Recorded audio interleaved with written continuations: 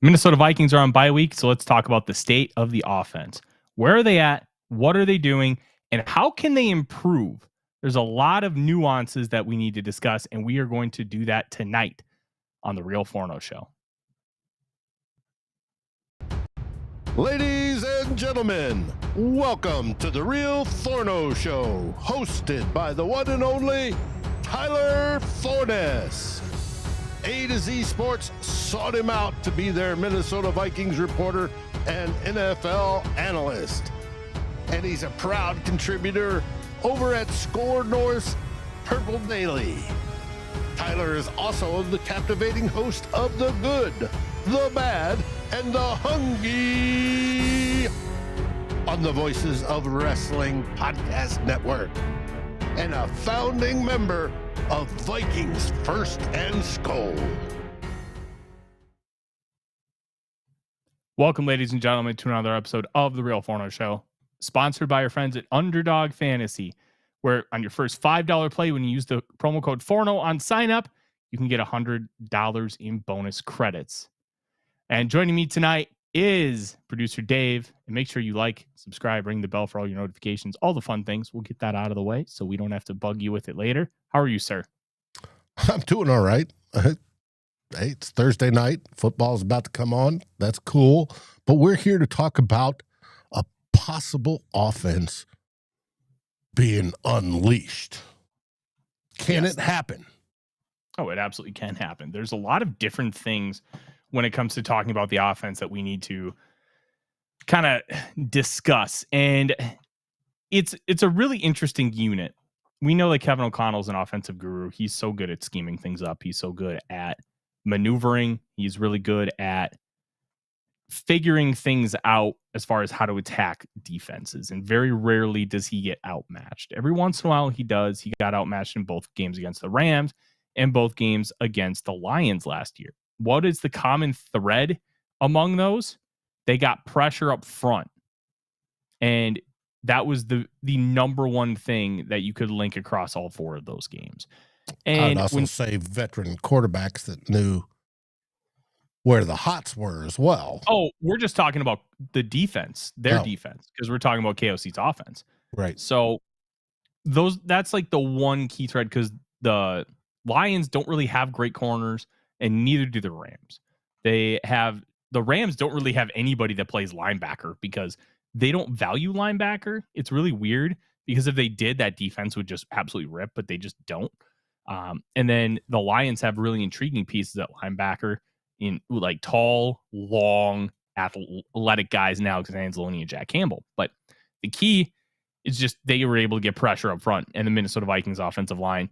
Well, they had Darisaw in the first game against the Lions and half of the first game against the Rams. Then they didn't have him at all. And that proved to be catastrophic because they just picked apart Cam Robinson, and in turn, Blake Brandel struggled.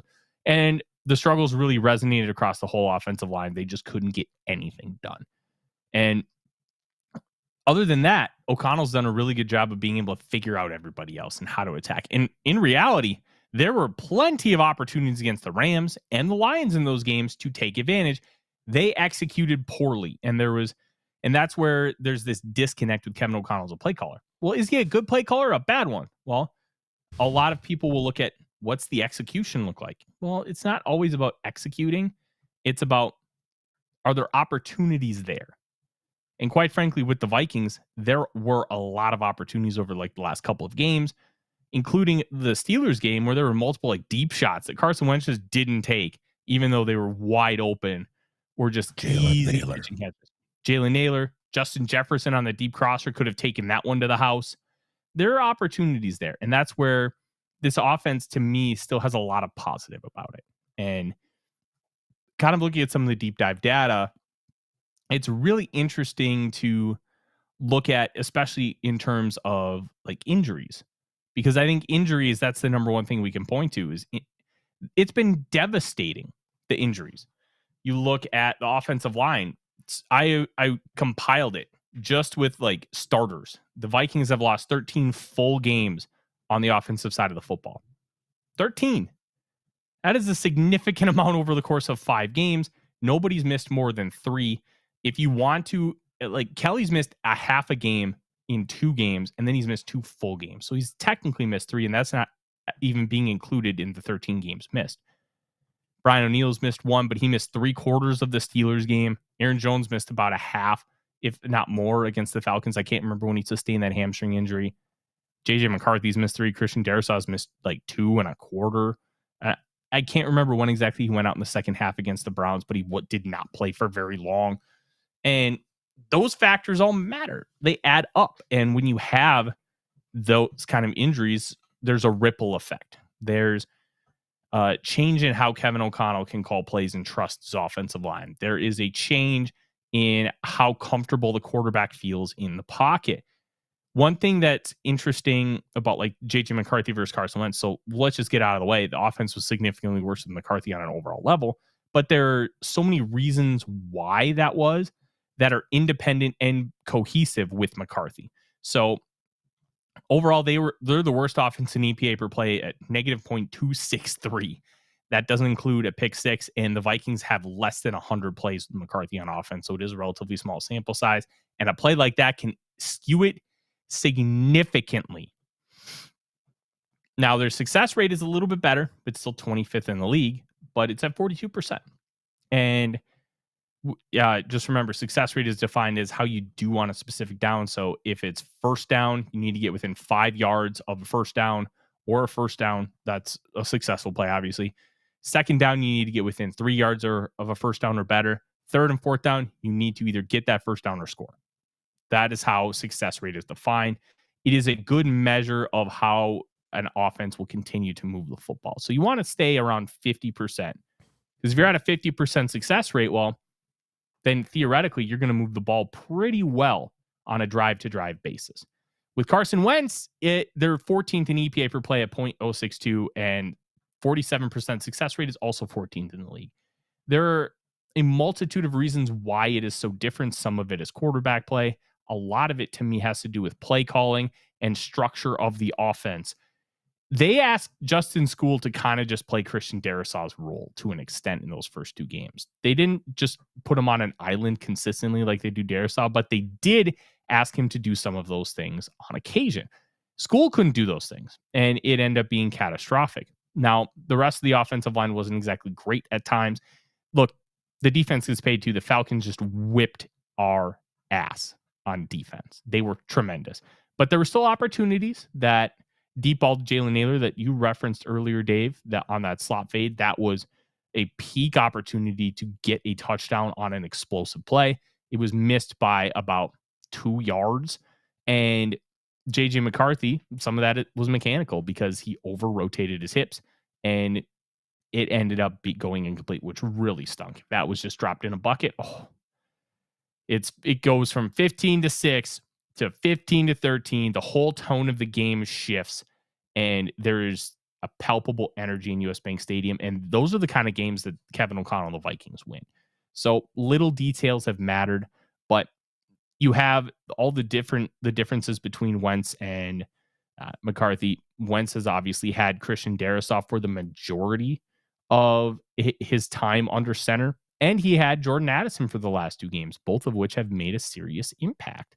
The Adam Thielen trade was great.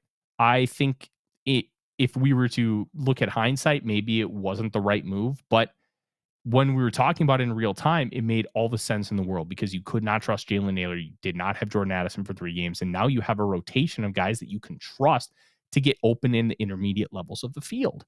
So, and plus veteran leadership, and we forget that football is a business. The PR off of that move was awesome.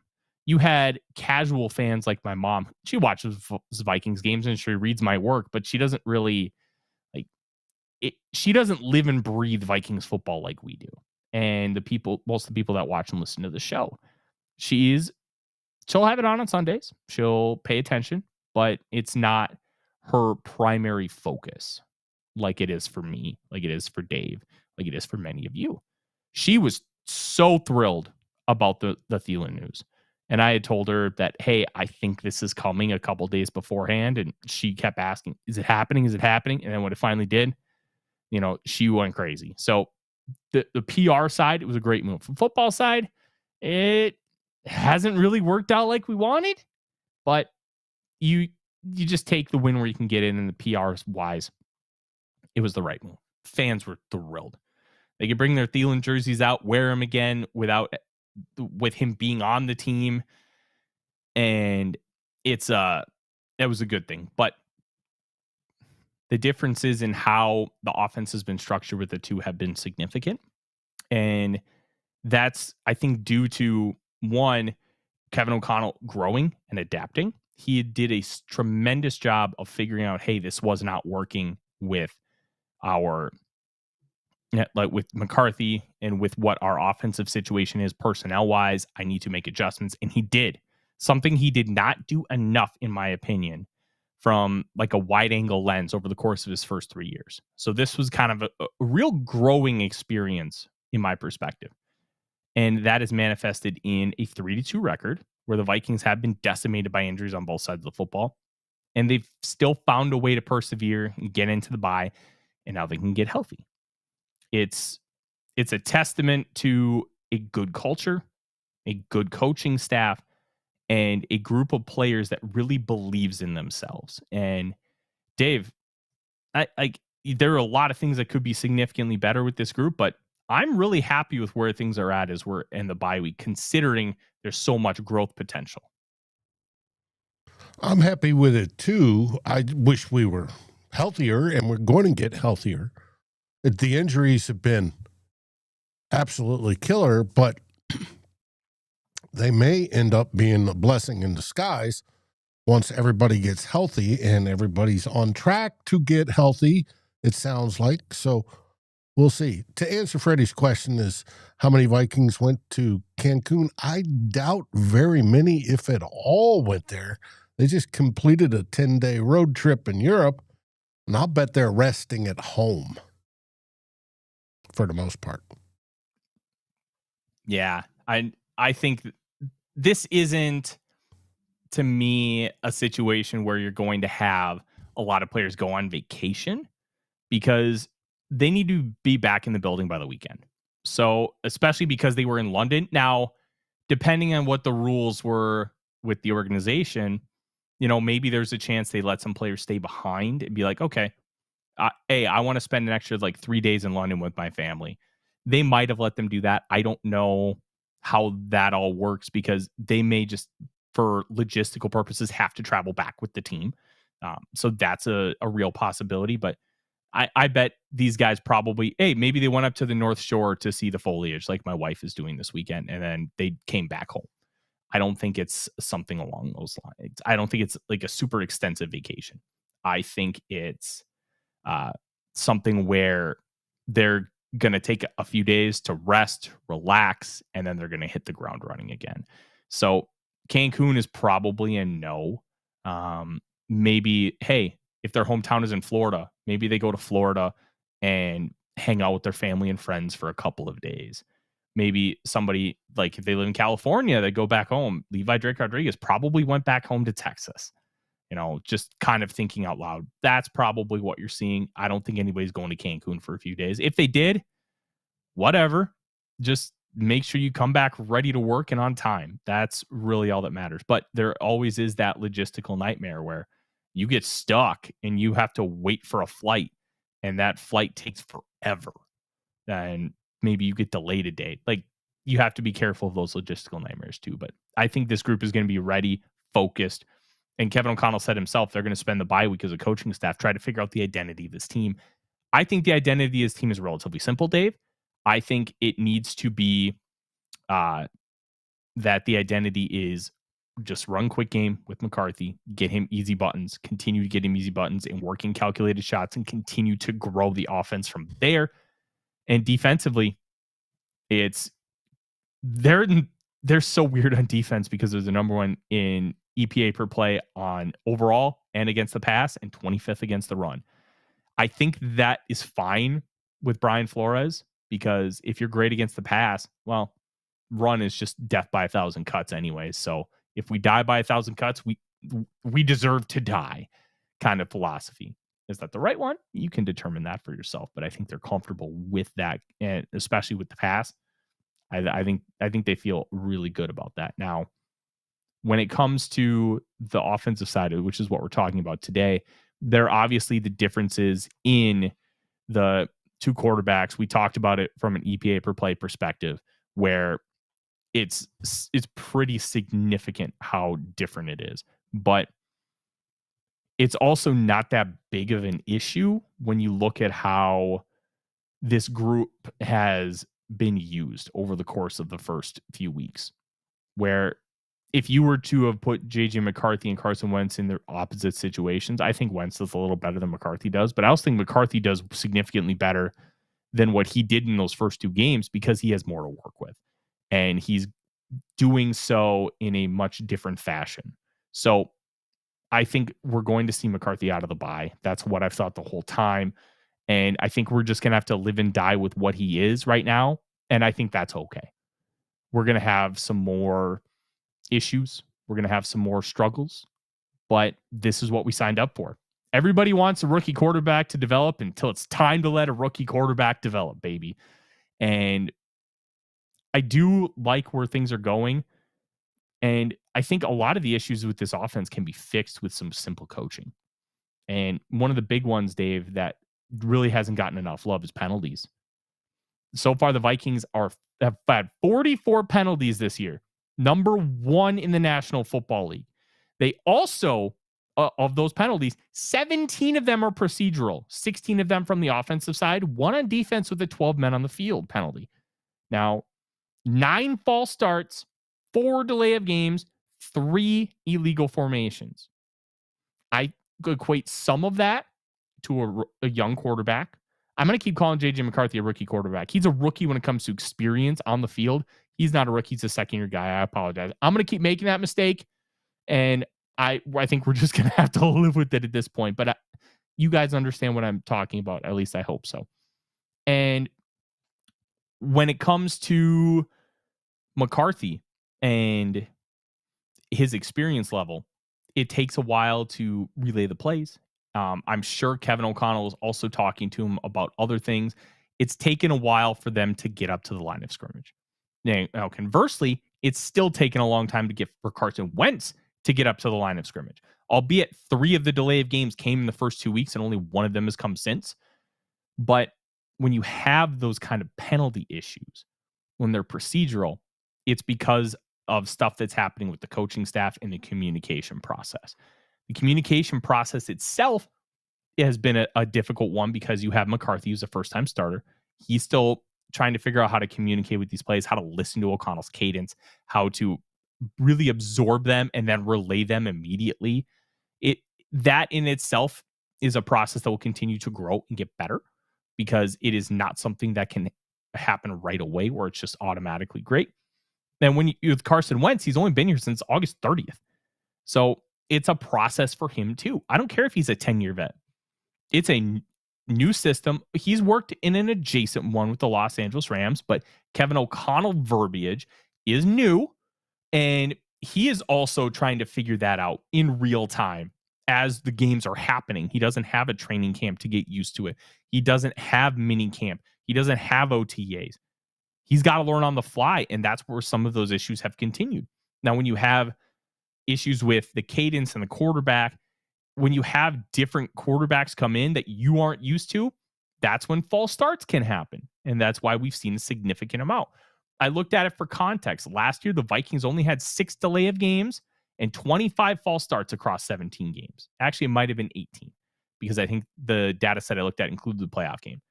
So right now, the Vikings are set to have about 30 false starts over the course of the season. That would be more than last year.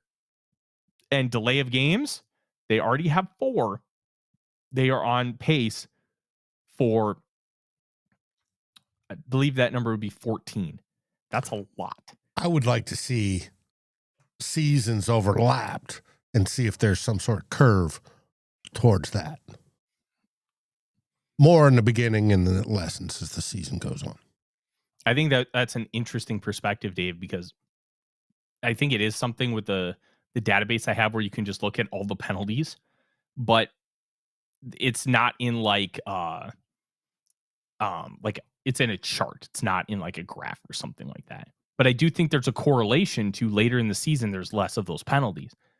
And the correlation here is the Vikings have used 3 centers, 2 quarterbacks who have never started a game with this team before, and a multitude of backup offensive linemen have played significant snaps.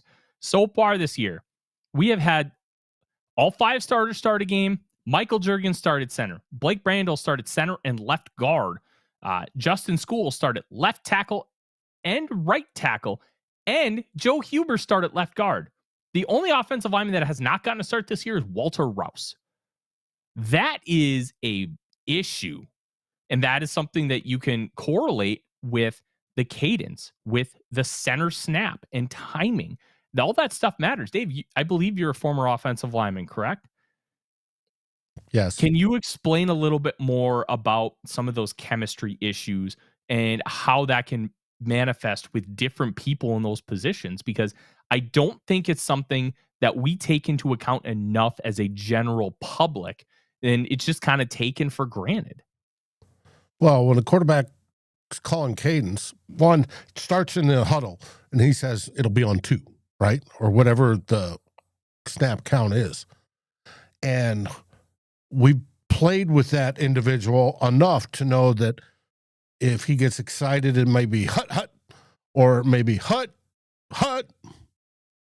And we know when he's going to delay, when he's not going to delay. The whole, just because of being comfortable, we know that. And we time our get off by what we have gotten used to. What's new, or what's, the chemistry that we've built. You throw in somebody else and suddenly everything changes. And it's guy is new and he goes, all right, it's on 2. And he comes in and goes, hut. And that's different than hut or hut. There's differences in timing. And if you get suddenly hut and the linemen go before the second hut's out, whistle, flag, it's done. Now, you combine that with who we're blocking, our blocking assignments, who we're moving with, who we're going to double team with, who we're going to pull, all that sort of stuff, and it throws off all that timing. That's why chemistry is used as the word for offensive linemen. Now, throw in a brand new center. I believe he was making the calls this weekend, even though he didn't make much. They're part of the offensive calls are made in the huddle, and part are made at the line. Generally, it's pointing out who the mic is. And Blake Brandel is new to it. Juergensen obviously would backed up Kelly. Kelly was the preeminent pro at it.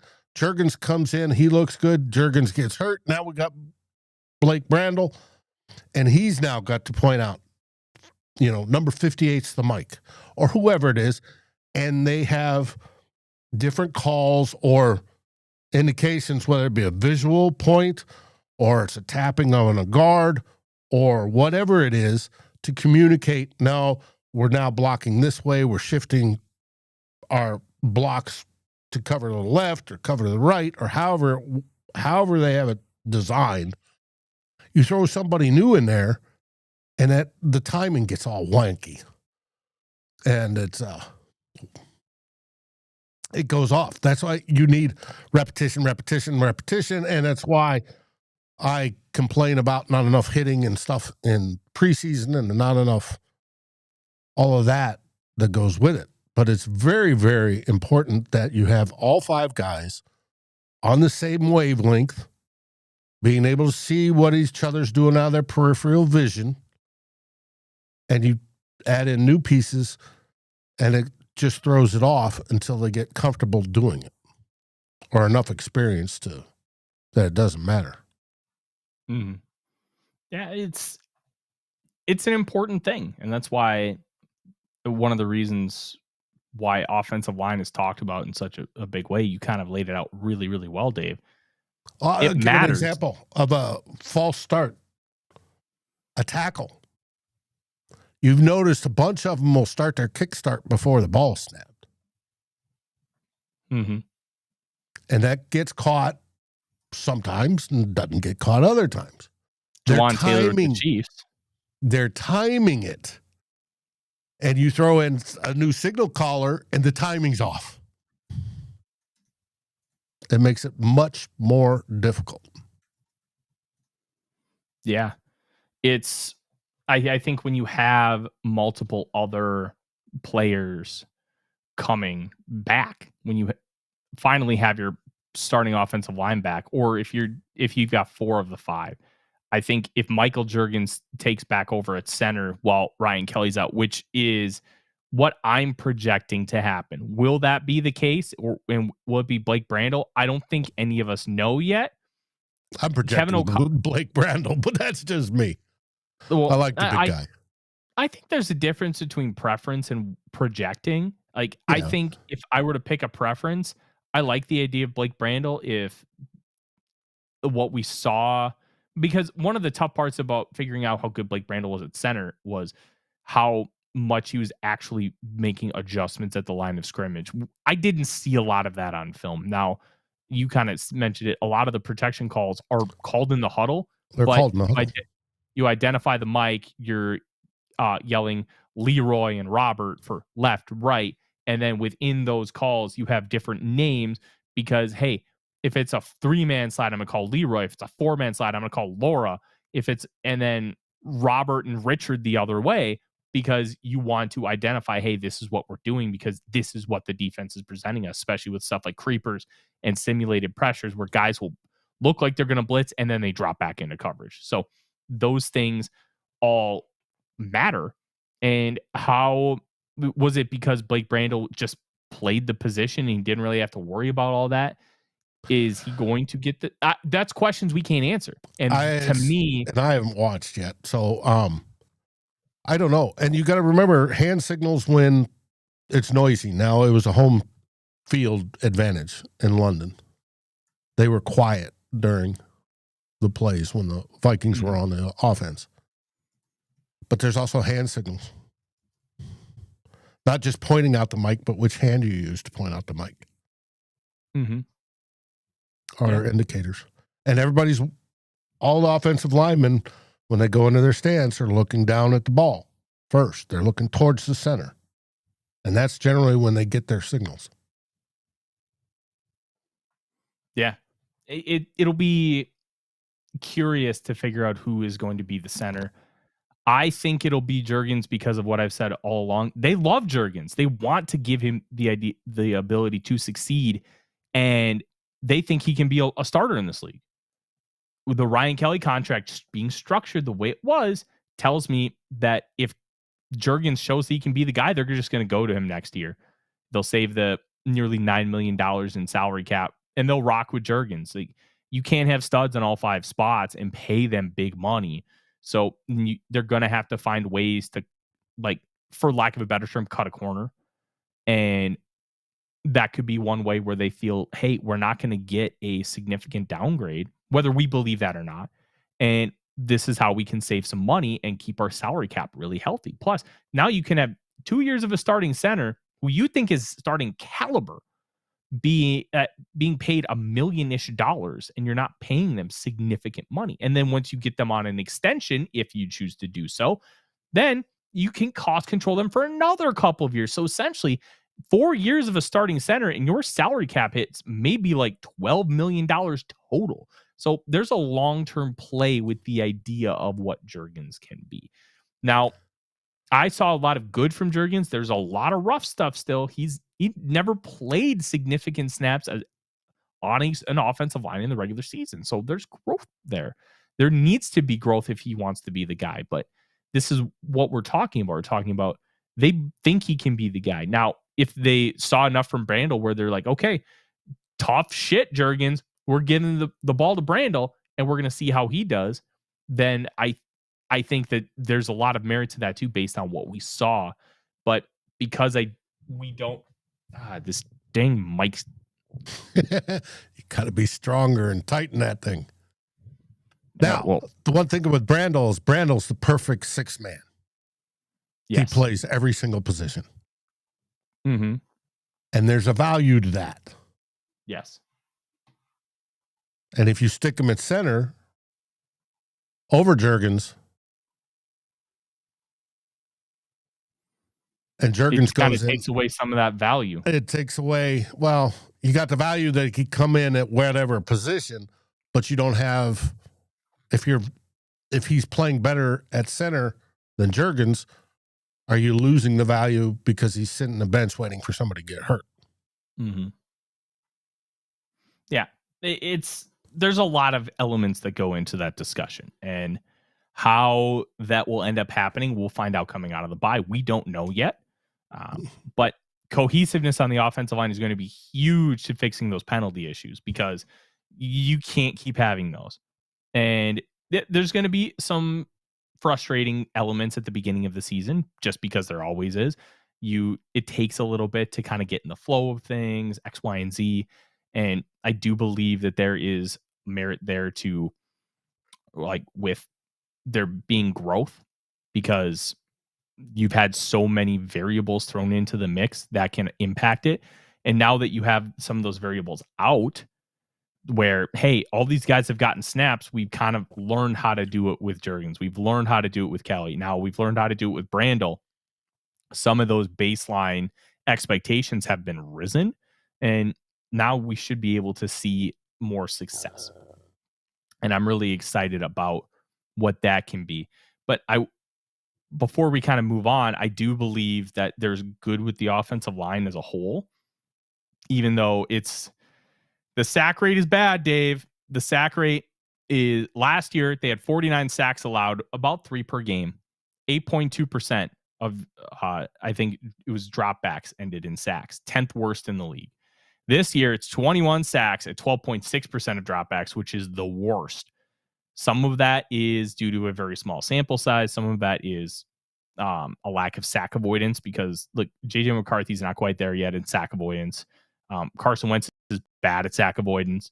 So that's, I think, going to rectify itself over the course of the season. And that'll probably drop to, hopefully gets close to 8%. And even if you're in like the 20th best team in the league at sacks, I think you can live with that, because the final 12 games will be significantly better than the first 5, to where it'll balance out. But sacks have been a huge thing, but we got to remember, not all sacks are created equal. Carson Wentz doesn't have a single sack on throws under 2.5 seconds this year. Not one. Meaning, the longer he holds the ball, obviously, you're going to get sacked. But when he's getting the ball out on time and in rhythm, he's not making mistakes. He has the 2 interceptions, one of which was just a missed throw, one of which was batted down and then picked by TJ Watt. But he's not making mistakes otherwise. He's not taking sacks. He's not putting the ball egregiously in harm's way. Those were 2 unfortunate plays for different reasons. But sacks are a quarterback stat just as much as they're an offensive line stat, because each sack is created differently. And within each sack, you can figure out who's at fault, which is why Carson Wentz against the Steelers was credited with being at fault for 4 of the 6 sacks and 6 of the 21 total pressures. So those things factor in as well. And I think as McCarthy continues to grow, he was really good at sack avoidance in college. I think that's going to improve over the course of the season as things go on. But this number just might be high all year, and we just kind of have to deal with that. But I don't think we're going to be at this historic level, kind of like we are right now, because over 10% is historic. It's really, really bad. We're talking David Carr with the Houston Texans, expansion Texans bad. So that's something, but there's good with the offensive line, and we'll get there too. But before we do, I want to tell you guys about our friends at Underdog Fantasy. We mentioned it up at the top of the show, promo code Forno, and your first $5 play gets you $100 in bonus credits. And it's quite simple. 2 to 8 players, pick their stats higher or lower, and you can have a great time and win up to 1,000 times your lineups bet. That's it. It's very simple. I've had a lot of fun. A couple weeks ago, I had a really nice winner with Dak Prescott higher on his passing yards, and then Josh Jacobs higher than 1/2 touchdown. That cashed out in the fourth quarter. And you can have some fun this weekend too, especially with no Vikings game. That can be a little bit of fun. Jalen Carter's out today for the Philadelphia Eagles, so maybe you want to sprinkle in some Jackson Dart rushing or some Cam Scadaboo rushing because they're not going to be able to get as much of a pass rush without Jalen Carter. So there are different things you can do to stay involved there. And all you have to do is be in one of those states that is listed on the screen. That's it. Go log in, use promo code Forno upon sign up, FORNO, and get your free $100 in bonus credits on your first $5 play. But also remember, don't have too much fun. If you do, 1-800-GAMBLER, they'll help you out. All right. Bulldog asks, my question, is Ed Ingram actually good now? That's a great question. I don't have an answer because I haven't actually delved in and watched Houston Texans tape. I have not I've not had the time. I do have some Saints tape. I will be watching some Quincy Riley. That is my dude, but I'll get there. It's odd because PFF has kind of historically hated his playing style, where I've looked at the PFF grade and it's like significantly low. I'm like, he is pretty solid here. Why are we grading him so poorly? So it's the bad play that brings down the score. That's what happened with Brandel too. And Brandel being at 41, I thought was significantly lower than what his performance was. Bullshit. Yeah. So I do think there's merit in a lot of what PFF does. And there's a lot that we don't know about because it's sold on the back end. Super high efficiency data that they sell proprietary to teams. That's a lot of where the value comes in with Pro Football Focus, and it's less about the public facing stuff. Of course, people are asked about the grades all the time, but the grades are built on an algorithm. And if you have like that one catastrophic play, it can absolutely crater your day. Just like Isaiah Rodgers having the 2 touchdowns, that can absolutely spike your day. So when you are looking at a single game, a sample size, a couple plays can really do damage. I think grades have a little bit more value in a larger sample size, because I think Blake Brandel having a 41 grade, I think is significantly way too low. I thought he had a very solid day, and PFF doesn't also incorporate circumstance. They incorporate like down a distance circumstance, but they don't incorporate, hey, 4 of your 5 offensive linemen in the fourth quarter were backups. That's not a factor into PFF's grading. And should it be? I don't know how you really account for that from a mathematical perspective all the time, but that's why it's a data point, and we use it as a data point, not gospel. But yeah, Brett Randall was solid. I want to talk nice about the offensive line. But Ted Ingram, the Houston fan base, from what I'm hearing, is absolutely loving him. Oh, Dave, am I going to have to take a victory lap at the end of the year? I tried to tell everybody that he's better than what you think. He's better than the PFF grades. And you know what? Maybe it was just he needed a different coach to help him kind of unlock some of that, because many of his issues were just because he was an aggressive player, and that aggressiveness could get taken advantage of. So maybe he just needed a different voice for that. But if he ends up being good, I'm going to be insufferable. I'm going to be insufferable. It's going to be bad. But I want to talk about the Vikings offensive line as it sits right now. There are some really good things about this unit. One, they've been pretty solid across the board in protecting the quarterback. Some of the sack numbers are a little bit skewed because of, you have a first-year starter in J.J. McCarthy and some of the issues he's had. And then you have Carson Wentz, who has ran into multiple sacks. One thing that is giving me a lot of hope with this unit is the red zone numbers, Dave. That third down percentage is like second to last in the National Football League. 31%. third down conversions. It is a small sample size, and that number will get better. Last year, they were at 40%. They were 12th in the NFL. This year, they're 31 so far. They're 31st. That will get better. It's going to regress a lot closer to the mean. They're not going to stay this bad for the rest of the year. Fourth down percentage, they're at 67%, tied for 11th. So they are converting fourth downs when they're given the opportunity. But where I really see a lot of value in how things have grown is red zone. They are tied for 10th in red zone percentage at 66.7%. So 2 out of every 3 red zone trips are touchdowns. Last year, 55.7. They had 34 touchdowns in 61 trips. Not great. Not great at all. And it was one of the big issues in the red zone was they could not run the football. This year, they are running the football.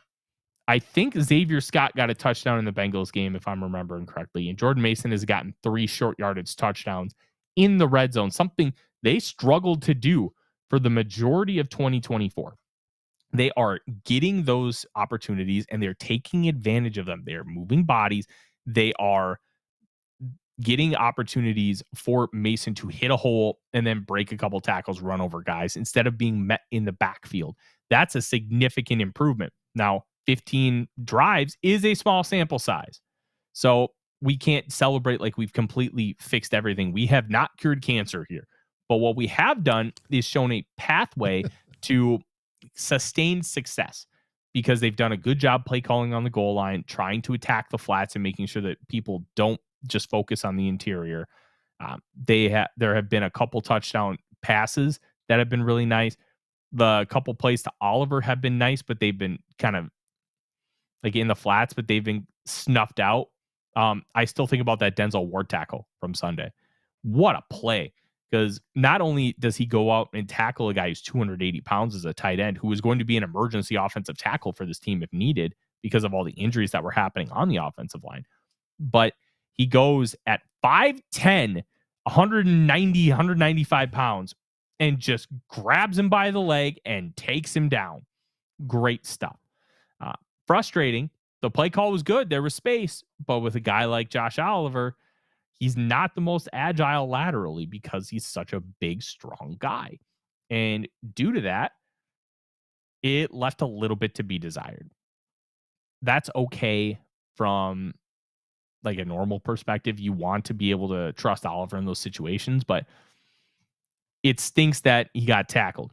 It's also just not that big of a deal because 1, they were able to get the ball in the end zone anyways. 2, when it comes to Josh Oliver as a whole, that is a good thing that you have a guy who can still catch the ball in those areas. He's just not going to be as agile as you would like a tight end to be, but he gives you so much value elsewhere. I think the play calling has been better in the red zone. I think there's been more of a trust in the run game in the red zone. Now that CJ Ham's back, you can do even more power counter. You probably don't want to run counter on goal line, but you can run lead, you can run power, you can run split zone. You can do a lot of different things to be able to get the ball from point A to point B and score that touchdown. And I like what they've done so far with Jordan Mason. They got the one with Xavier Scott against the Bengals. I hope I'm not misremembering that. But those elements were not present for the Minnesota Vikings in 2024. Aaron Jones was not getting touchdowns inside the 5-yard line. They were not running the ball well. That is why they kept throwing the ball in those areas. And it's one of the reasons why they had such a low red zone percentage, because it is harder to throw in the red zone because everything is super condensed. And that all plays into a low touchdown percentage.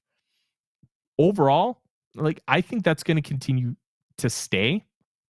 I think we'll probably see a little bit of a regression on that number. I probably won't be 67% all year. Probably get down to 63, 62 is what I would guess. And those numbers are numbers you can win with. You can win having that kind of success in the red zone because there are positives to scoring touchdowns in the red zone. How are there positives? It's 7 points, not 3. And the play calling, I think, has been better. And it's the trust in the run game. Trust in the run game has been so key for this team. They have not had it for a long period of time. And if you can trust the run game, you can do a lot of different things. And Kevin O'Connell, I think he finally trusted Dave. I really do. Yeah, sounds like it. And he's obviously, we're running it more than we're passing it this year, which is good. And I think Jordan Mason has been the key to that, along with the line. It's a sweet, sweet thing. And I keep seeing the chat. Gary's talking about fishing in Canada, and I have some good fishing stories in Canada too. I love it. And yes, there is great fishing in Canada. Oh, yeah. There's some tremendous fishing in Canada. There's some tremendous fishing here in Minnesota too. But yes, not necessarily the greatest weather right now. It's about 60. It's windy. There's a lot of different things. A couple other things I think we should talk about. Wide receiver success. I do think this wide receiver group is very good. We can talk about all the off the field stuff with Addison. That is what it is. Then we can talk about it again. We won't do that here because I'm not willing to go there because I think we've already discussed it. And at this point, it's just, does Addison figure it out or does he not? If Addison figures it out, I don't think it's a big deal. I saw that the Score North guys already said that you can't extend this guy after 2 weeks ago. Doogie said they were prepared to give this guy a lot of money.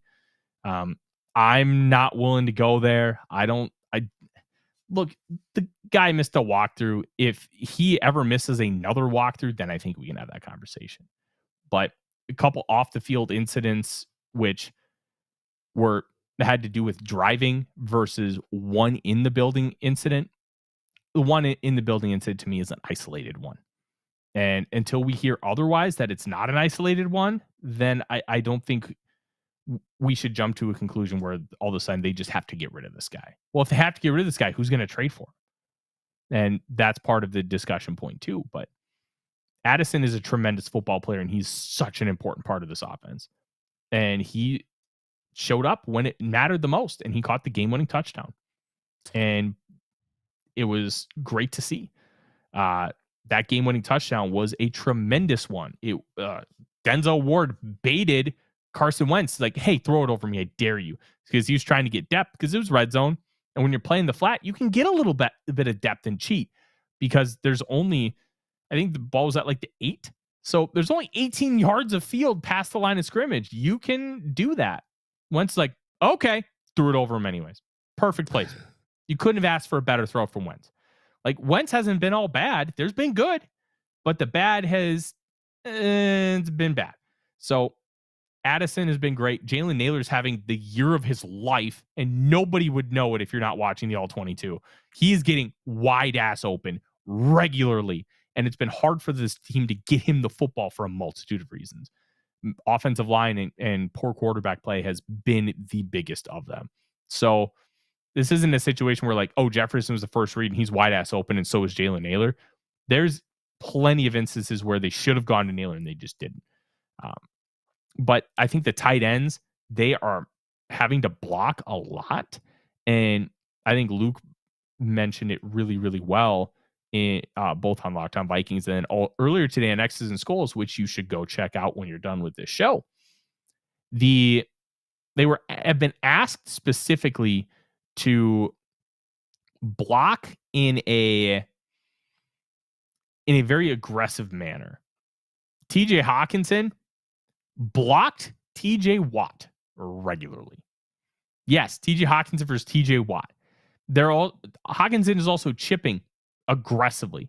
Chips, like, you can like push the guy on your way out. He's laying into them, which takes longer. And then it delays you getting out into the route. We want Hockenson to be that vertical threat. And that's what he's paid for. But sometimes you don't have a choice and you have to ask your vertical threat to block. And that's what the Vikings have had to do because they haven't had a choice. They have had such a beat up offensive line that they've had to do whatever they can to just make it happen. Well, it's also because we're going against some premier edge rushers. And we got some coming up too. Also, premier pass rushers, once they come to the inside, that's going to be a little bit different how they attack those. But the edge rushers is why the more enthusiastic chip, if you want to call it, by Hawk. Yeah. It's an important factor right now. They have to have these guys chip. Now, once you get O'Neal and Darrisaw back, that'll probably go away. And then you can start seeing Hockenson do all that vertical stuff on the vertical plane that you really want him to see. But you have to do what you have to do to survive and win football games now. And sometimes you have to make those sacrifices. So that's not a Hockenson thing. And I've seen a lot of like, oh, Hawkinson's washed. He's done. What are we paying this guy all this money for? Well, he's still really good at football. And I don't think that we can look at him from the perspective of like this guy is now overpaid. You don't want him to do this chipping stuff. He's doing it because he has to, because you have to find a way to survive. And that matters. That matters a lot. So I'm very interested in once they get healthy, how Hockenson looks, because he looks fine moving. I know there was that one route against the Falcons where he kind of got way in over his skis and his feet got way too wide on a choice route and it looked real bad. And of course, everybody reacts to the one real bad rep, but he's had a lot of good stuff. He's getting open. These wide receivers are getting wide ass open. And once McCarthy really settles in and gets into a groove, this offense can really start to cook. It hasn't gotten there yet, and it's been very frustrating. It's been stressful overall, but this offense still has sky-high potential because you have an all-world wide receiver in Justin Jefferson, who by the end of his career may be the best that's ever played football. I don't think people understand that enough. This could be the greatest wide receiver of all time, and we're watching it happen live. Now, is that slightly hyperbolic? Yeah, it absolutely is. But he's on a path to where that's a conversation. So we have to keep that in the back of our minds.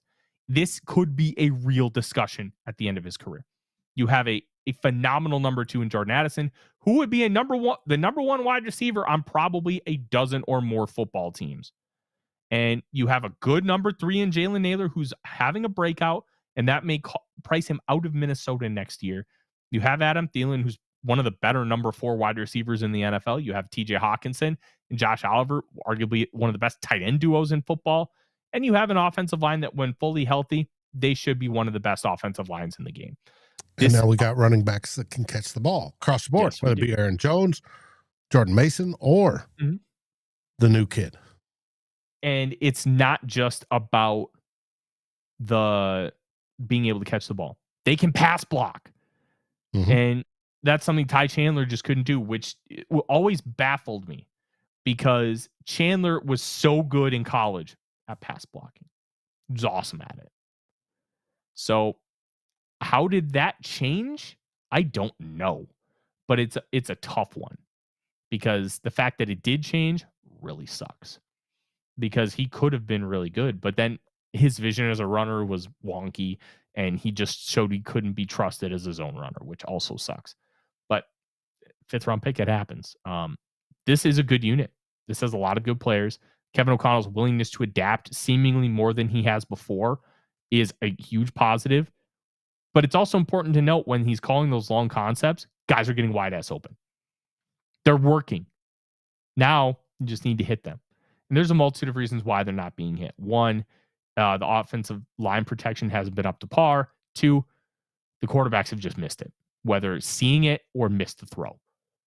So if you hit some of those throws, which it will positively regress because the more you get open downfield, the more opportunities you're going to have to hit those shots, and then it's going to come. So will it be as much as last year? No, it will not. But it'll continue, and it'll continue growing. And this team and this unit can take a humongous step forward. I think coming out of the bye, you're going to see a much more focused and aligned group, and that is going to end up working out in their favor as we look ahead toward the gauntlet of a schedule with the Eagles, Chargers, Lions, Ravens, all in a row.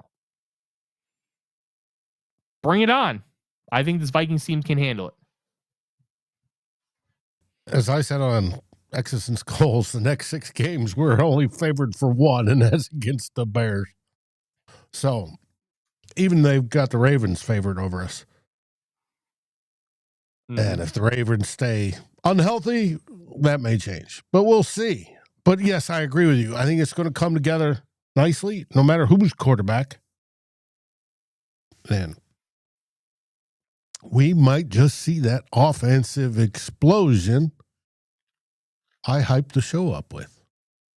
Yeah, I think this team, I mean, they scored 34 points against the Bengals with a first-time starter with the Vikings in Carson Wentz. Mm-hmm. Like, it's possible. And they weren't doing anything like super fancy in that game. They were just playing football. And the defense had a lot to do with it, but you still have to take advantage of what the defense gives you, and they did just that. I think you can see more of that. I don't think they'll put up 48 again, but I think we'll see a few games over 30. I think as long as the Vikings can get to about 24 points, I think they can win every single game. This defense is still really good. So that is the state of the offense. I think it's a good unit. And I think overall, they need to figure out the little details. They need to iron out the issues. But I think that this coaching staff is good enough to do that. And that's why the bye week actually came at the perfect time for this team. But that is their show, Dave. We are going to have 2 old bloggers Saturday. Yes, and no post-game show this week because there's no football game. But we'll be back on Monday, 6:05 Central Time, with the Real Forno defense. Show. Yep, we're going to take a look at the defense, and I may have a special guest. We'll see. Ooh. I'm not 100% sure. But yeah, we're going to talk about the defense. We're going to talk about some nuances, and yeah, I'm really excited about this. I'm excited about the direction of this team and the show. Make sure you like, subscribe, ring the bell for those notifications. Don't forget, we also have a Discord, which is in the show notes. You join members of the Discord, get access to a special channel where anytime I hear rumors across the league, rumors of draft prospects, I will post in there. And you get access to it, and only the members of the YouTube channel get that. So that is a nice little perk. And everybody else get access to just talk ball with me, producer Dave, and the over 60 other people in there. The live chat is usually popping during the games, and come have fun with us. We're trying to grow it, have a little bit of fun, and you can talk to me at any time in there. And we're going to continue growing that. Thank you guys so much for joining. Thank you for listening on audio. Have yourselves a wonderful Thursday. Have yourselves a great weekend. I'm Tyler. He's Dave. SKOL Vikings. SKOL Vikings. Like, subscribe, and ring the bell to get notifications. It helps us grow this community that we all love, our Minnesota Vikings. And on behalf of Tyler Forness and myself, Dave Stefano, thank you so dearly for watching The Real Forno Show. SKOL, everyone!